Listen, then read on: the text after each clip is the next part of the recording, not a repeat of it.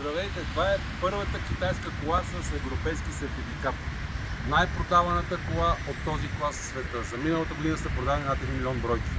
С едно зареждане, което е 2 лева на нощна тарифа, може да минеш до 170 км.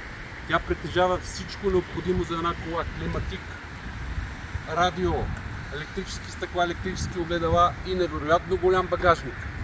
Мотора е 28 конски сили, батерията е 13,7 кВт-часа.